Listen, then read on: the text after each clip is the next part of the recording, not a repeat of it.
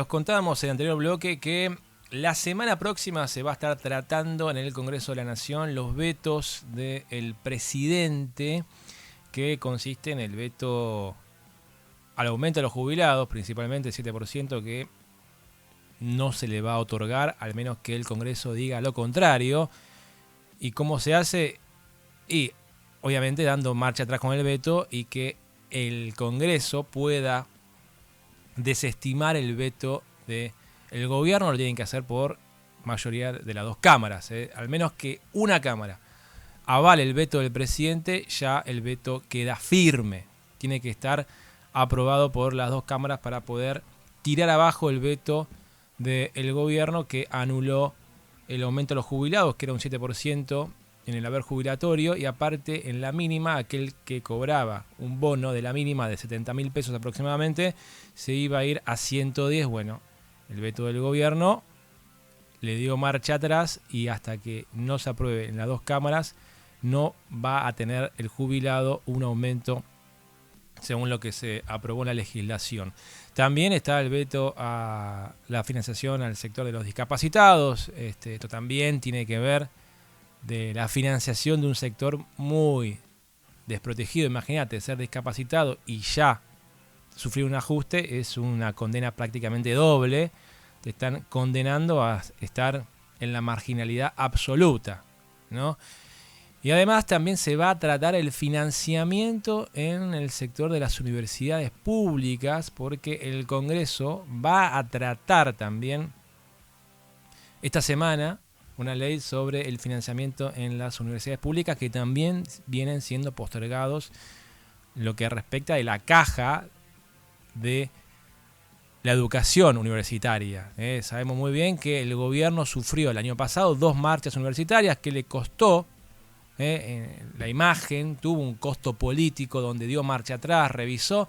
Sin embargo, desde La Libertad Avanza se dieron las mañas para poder licuar aún las partidas presupuestarias y no actualizar de manera tal que el reclamo por el sector universitario, el reclamo de la financiación, no prosperó demasiado.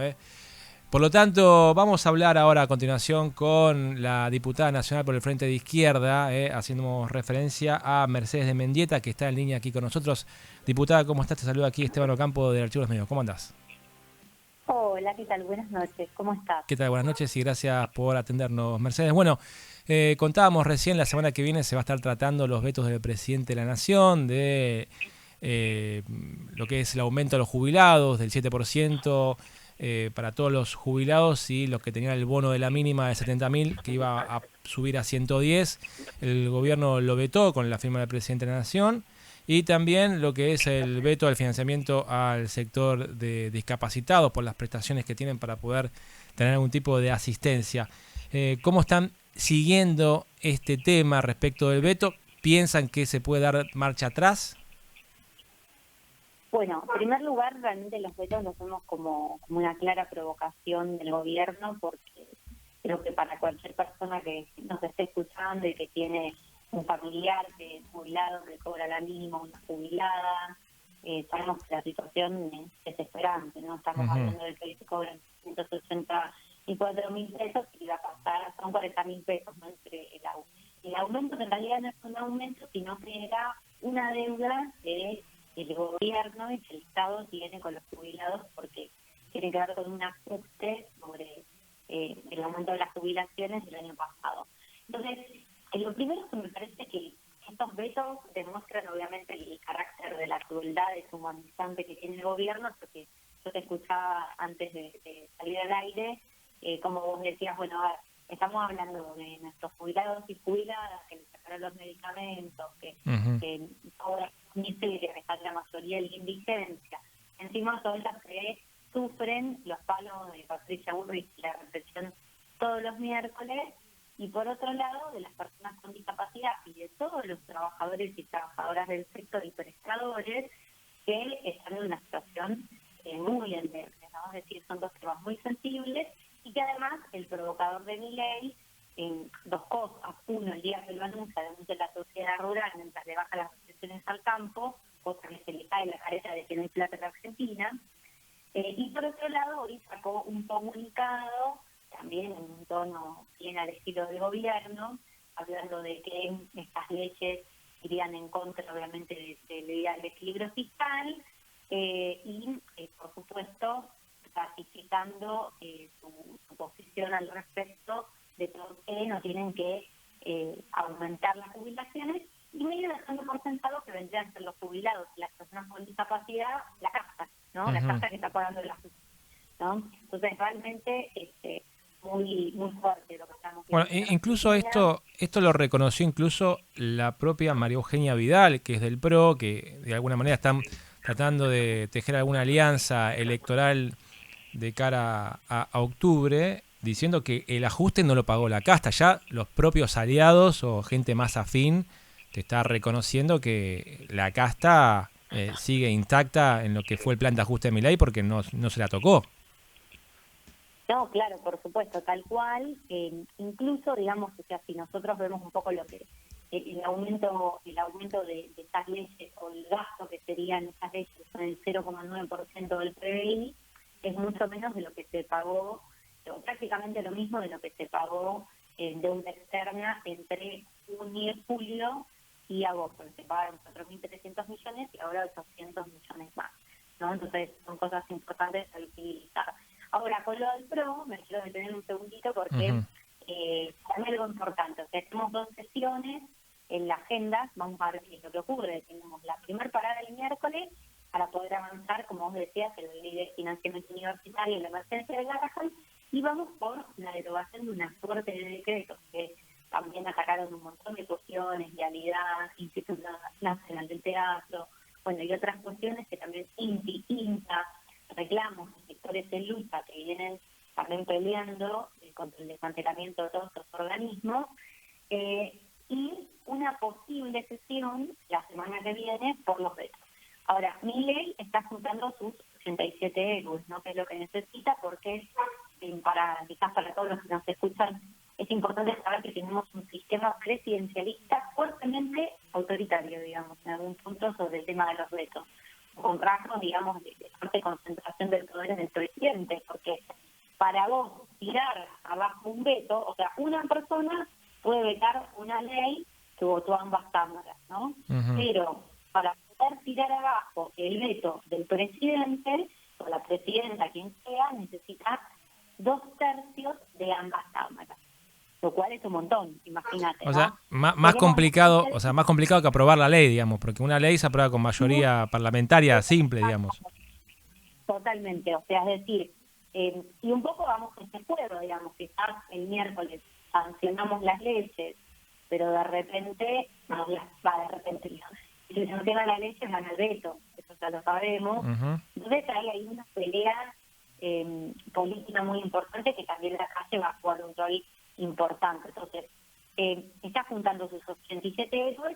El PRO ya salió gritando, ¿no? Presidente del bloque del PRO, decir que ya van a bancar los vetos, no nos debería sorprender, más allá de toda la interna que vos decís, que está bien candente, sobre todo por el cierre de la ciudad y por los heridos, ¿no? Del acuerdo, pero la verdad que el PRO está regalado. Desde el inicio del gobierno tenían muchas ganas de entrar a la libertad avanza o acordar con eso. Nos fue quedando muy claro en todo el proceso al interior de la Cámara de Diputados y demás, cómo fue ese acercamiento político. Y después se está negociando, hay 2 cruces, está toda la negociación con los gobernadores también con muchos sectores. Por ejemplo, el radicalismo, hay un sector que ya es más abiertamente peluca, podríamos ponerle nombres, ¿no? Ligado a De Loero, y otro sector que ahora tiene otro bloque, pero y después están los bloques provinciales donde están los gobernadores, más lo que ya sabemos, digamos, o sea, ahí después puede pasar de todo, con otros bloques, encuentro federal, coalición cívica, mismo con el peronismo, que siempre algunos votos se terminan de alguna manera u otra dando, con ausencia, abstenciones. Entonces, es un escenario donde bloquear el veto implica 2/3 de ambas cámaras. Por ende, por supuesto, es complejo, no es que sea una cosa fácil. Ahora los vetos vuelven a la Cámara de Diputados, digamos, que es la Cámara de origen, donde bueno, habrá que ver qué es lo que ocurre. Si finalmente se logra, vamos a tener un antecedente que hay que ver en esta sesión. Porque en esta sesión se va a discutir el veto de la, perdón, nomás este dato para que también tengamos en cuenta que vuelve el veto a la emergencia en Bahía Blanca, que también va a necesitar 2/3 para caer, y bueno, ahí vamos a ir viendo cómo se van acomodando todos los cómplices del gobierno. 2 preguntas, diputada. Una, usted habló en un momento, o vos hablaste, te quiero tutear porque parece que somos contemporáneos. Sí, por favor.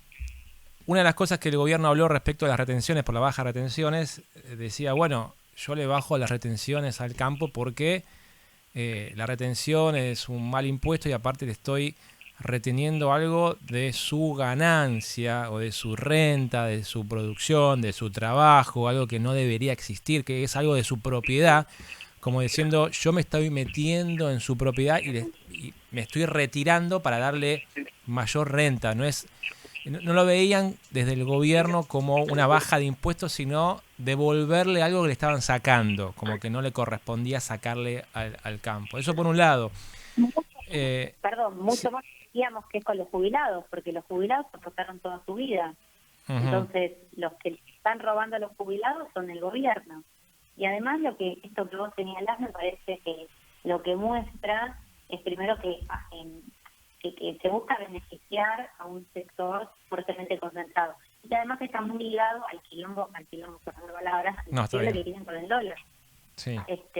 Pues el dólar está subiendo, y bueno, habrán visto, ahora entran 2.000 millones de dólares el FMI, que se lo están jugando tremendamente. El gobierno busca que con este aumento, digamos, del dólar en la flotación, más la baja de las retenciones, liquide el campo, y bueno, y que no se les baja tanto los precios o el dólar por encima de la flotación de un centro, pero está complicado. Sí, el gobierno claramente está buscando a un incentivo para tener liquidación del sector del agro, que no copien tanto y sino que liquiden y aprovechen las bajas retenciones. Ahora bien, la segunda pregunta era, el gobierno está vetando y se está notando que la casta o quien paga el costo para mantener el equilibrio fiscal no es la casta, sino es la gente de a pie, ¿no? El jubilado, el laburante, etcétera, donde se ve que el ajuste lo paga en mayor medida la gente de a pie. Ahora, pese a eso y pese a los vetos reiterados del gobierno frente al aumento de las jubilaciones y demás, en las encuestas se lo ve bien posicionado de cara a octubre, de cara a la elección de la provincia de Buenos Aires. Se lo ve un gobierno como todavía fuerte. No es un gobierno súper consolidado en la opinión pública porque hay una oposición. También la ausencia de un liderazgo fuerte en la oposición marca de que el gobierno está fuerte, por eso también.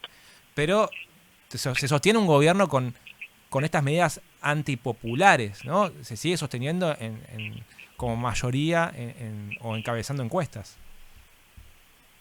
Sí, a ver, como vos decís, bueno, puede haber ciertas cosas medio contradictorias de la realidad, porque yo no sé cómo la ven ustedes. A mí me pasa que un poco, no sé, caminando la calle, yendo a los conflictos, y no sé, hablando cuando vas al supermercado, cuando tomas el transporte público mismo, se ve como más bronca, ¿no? Con el gobierno, que la que quizás había un año atrás, la situación salarial es terrible, esto que vos decís que el ajuste no lo paga la casa empieza a ser más visible.